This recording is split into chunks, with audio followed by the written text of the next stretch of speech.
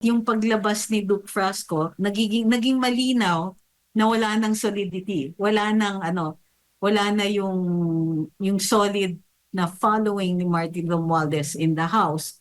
Mayroon na siyang mga filibustero sa 20th Congress. Itong naging pahayag ni Congressman Duke Frasco sa maaring kasalukuyang sitwasyon kasi pwedeng palabas nila na solid pa rin yung suportan nila sa kasalukuyang liderato. Pwede nating himayin ito para at least makita natin kung ano ba ang estado talaga. Baka one-sided lang yung naririnig. Ang sabi niya kasi dito sa kanyang post last June 9, and I quote, "In recent weeks, I have spoken with my colleagues in Congress, local leaders, especially from the Visayas and Mindanao, and most importantly, with my own constituents. A shared frustration has emerged. There is a deep disappointment that the unity our people once hoped for has been steadily undermined by political and personal interests.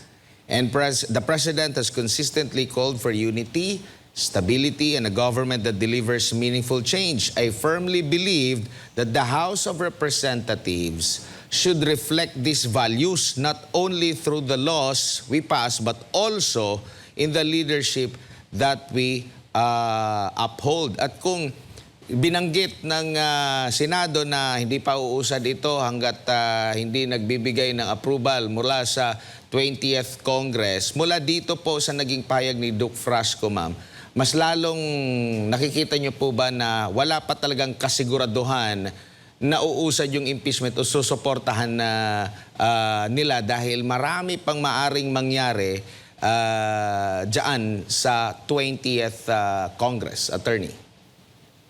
O halimbawa, umpisahan na natin sa walang kasiguruhan pa dun sa magiging House leadership sa 20th Congress. Ire-reflect ng kung sino man yung leadership in the 20th Congress, ire-reflect yung values ng leadership na yon doon sa aksyon ng Kongreso, particular na sa pagpapatuloy nitong impeachment trial. Ngayon, dun sa pahayag ni Congressman Duke Frasco, nakikita din po natin na nagdi-deepen yung differences between the executive and the legislative. Ang signals na nanggagaling sa executive, wag ituloy yung trial, samantalang ang current House leadership adamant na ituloy ang impeachment trial. So,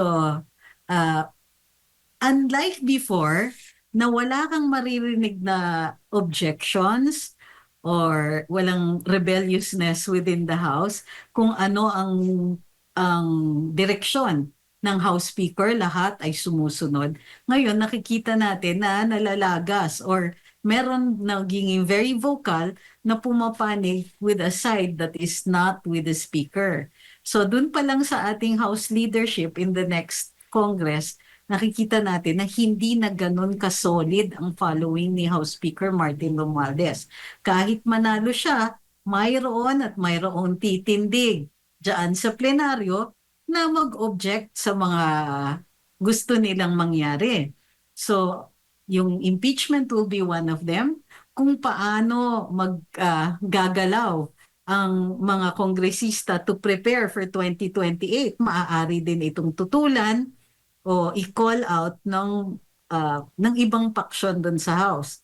So ang nakikita natin with the rise of these factions at yung paglabas ni Duke Frasco, naging malinaw na wala ng solidity, wala na yung solid na following ni Martin Romualdez in the House. Mayroon na siyang mga filibustero sa 20th Congress. So this will make for more debates at hindi na sigurado yung continuity na hinahanap ni Speaker Martin. Opo. Actually, ma'am, hindi lang si Congressman Frasco Nauna si Toby Tiangco Mas matindi yung kanyang mga binitawang mga pahayag regarding doon sa impeachment. Ginamit yung budget, ma'am. Correct. Oo. Kamag-anak pa yon, ha? Correct. Kamag-anak ni Speaker Martin, kamag-anak ni Presidente. So, and mukhang maliwanag dun sa pagpapahayag ni Congressman Tiangco na solidly doon siya sa panig ni Presidente, ine-echo niya yung mga sentimiento ng Presidente, lalong-lalo na pagdating dito sa impeachment.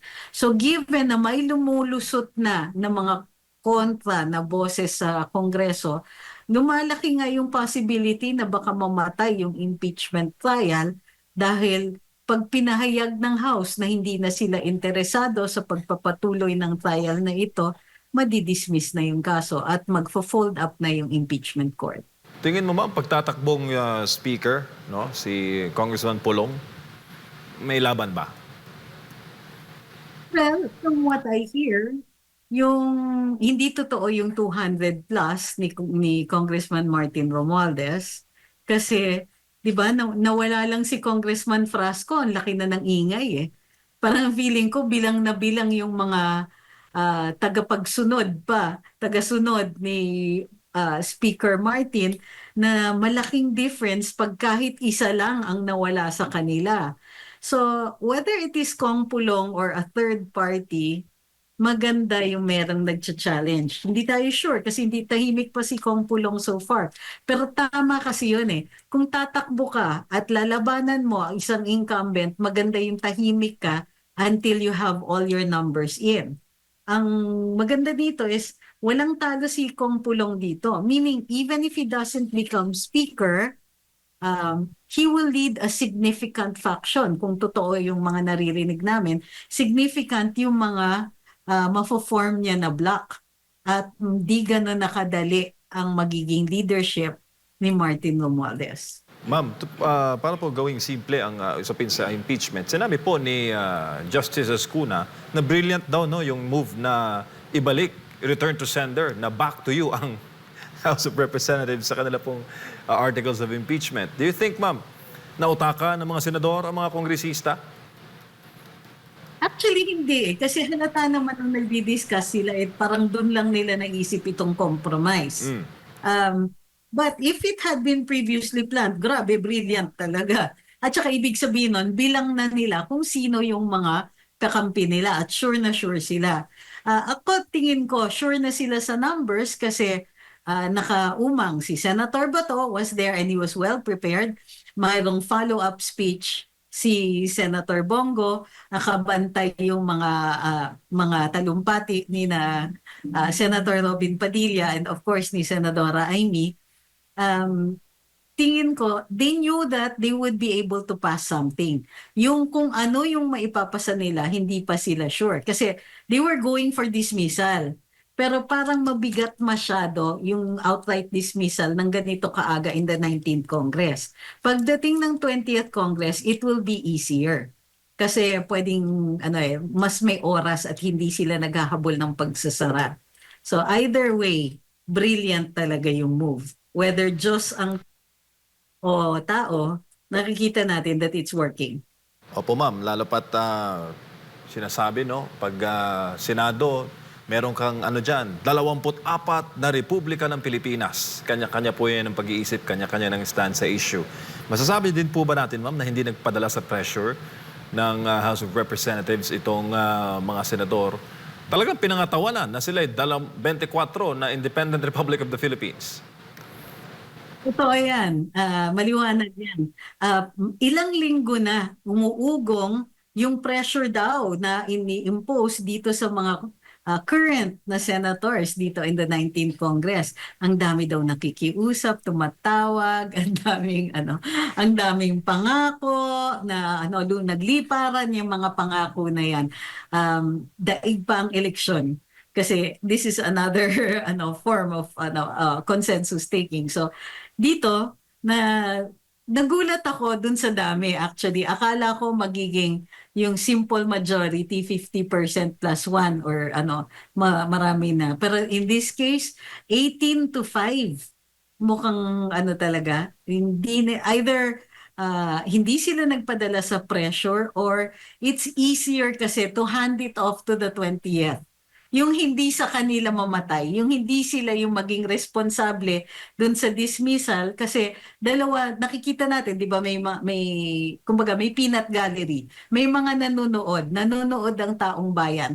No matter what decision they make, merong magagalit. Ang tanong lang kung ilan ang magagalit. So, while marami ang tutol dun sa impeachment, marami rin ang curious kung ano ang mga lalabas dito. So, ang tingin ko, many of the senators didn't want to be responsible sa pag-uudlot ng mga proceedings. So, mas madali na ihagis yan sa 20th Congress. So, bumili sila ng oras by requiring the House na mag-certify at mag-manifest and all that. Pagbabalik dun sa House, nakabili sila ng oras para masabi talaga na o sa 20th Congress na yan. Smart move pa rin. Opo, ma'am, halimbawa, hindi uubra yung crossover. Tapos, syempre, 20th Congress, back to zero. So, kung ipipilit nila, ma'am, malamang pang-5 na impeachment complaint. At talagang klarong-klaro na yan ay paglabag sa rule na isang impeachment lang dapat sa kaparehong opisyal sa isang taon. 2026, may momentum pa ba, ma'am? Meron pa bang, nasa timing pa ba? Kung talagang ipipilit nila na tanggalin sa pwesto ang VP via impeachment proceedings? Lalo na 2027, ma'am. Election season na yon. Correct. Ay, deadly yun. Sa 2027, masyadong significant pa ang following ni VP Inday. Pag sinagad nilang masyadong malapit sa eleksyon, baka kiss of death yan. Marami sa kanila ang tatakbo. Bukod pa dyan, it's not just really even about momentum. Masyadong unpopular yung move for impeachment. Kasi nga, with the Vice President, hindi siya immune from suit. Kung may accountability issues, maaaring idulog sa hukuman. Kumbaga, nagmumukhang masyadong expensive na venture ang impeachment. Bukod pa dyan, di ba, not only is it unpopular and tama, it will lose momentum, yung mga tao na may mga ambisyon for 2028 na higher positions, even as vice president, president, or even senator, mabibisi na sila because they have 3 years. Kailangan nilang gamitin itong 3 taon na ito. Iilan lang talaga ang ang masisinagan, kumbaga, ng atensyon in an impeachment case. And the wrong move, the wrong statement will haunt them until 2028. So kung ako yung mga senador, dismiss kaagad or dispatch of this case immediately kasi yung repercussion sa kanila, one wrong move, at baka malusaw lahat ng ambisyon for 2028. Mahirap i-recover in 3 years yung posibleng debacle na mangyari if they either vote against the popular opinion or even say something na taliwas sa popular na opinion. So, and furthermore, hindi na ganun kadali. Hindi na solid yung house. Marami na po na hindi na maninindigan na. Kasi ang lahat nakatingin sa 2028. Lahat ng sa tingin nila ay ang forerunner ay si VP Inday, hindi nila i-risk na bumoto against her. Kasi pag naging presidente yan, 6 na taon sila mag-suffer. So masyadong 6 na taon sila outside the kulambo. So masyadong high stakes dito sa second half ng isang administration. Masyadong marami nang iisipin yung mga yan. During the first half, iisipin pa nila, ay makakahabol pa ako. But not in the second half. 3 years na lang national elections ulit. Bago ulit si partner Admar, dagdagan ko lang po yung sinabi niyo na crucial yung second term. Kapag lampasan ito ng VP Sara ngayon pong taon or maybe next year or the earliest second half of this year 2025, anong makikita mo, ma'am, sa political capital ng Marcos Jr. administration, especially ng presidente? Ngayon pa lang, hinalo sila. So nakikita natin, di ba, he knows bagsak ang ratings niyan. Naghahanap sila, nagkakraming sila, trying to put together projects na, that will excite the imagination of the public. Unfortunately, yung mga tao niya are not well equipped to find something like that. Pinakamalaking, I'm hesitant to say this part, no, kasi medyo self-serving. Pero yung issue of the rapidly changing na musical chairs yung Office of the Press Secretary, na may musical chairs yung press secretary ni Presidente Marcos, indicates that something is seriously wrong. Your press secretary is your first line of defense. Ito ang magdidepensa unang-una sa presidente. Ito ang nagdidepensa sa administrasyon na nakaupo at naglilay ng groundwork for the campaign. At the president is a political animal. Mayroon at mayroong manok yan. In order for him to survive, para hindi siya makasuhan, hindi ulanin ng kaso, siya at saka ang kanyang pamilya, they have to ensure na meron silang parang rear guard action. Meaning, yung mga magiging officials in the next administration will protect him. So, unfortunately, dahil hindi maganda ang pagpo-project ng image ng administrasyon, hindi sila makapag-come up with any accomplishments na kapani-paniwala at everything is going south. Inflation has not been dealt with, food has not been dealt with, electricity is still expensive, transportation has hit a standstill. So, ang laki ng kailangan habulin ng Marcos administration. It's rocky sailing for him for the next 3 years. Ay, hindi ko alam kung ano niya climb out of this hole. Opo, Prof, balikan ko lang po yung issue doon sa 20th Congress. Ano pa yung mga factors doon na maaring nagkakaroon na ba ng mga pagbabago o magkakaroon pa ng mga pagbabago?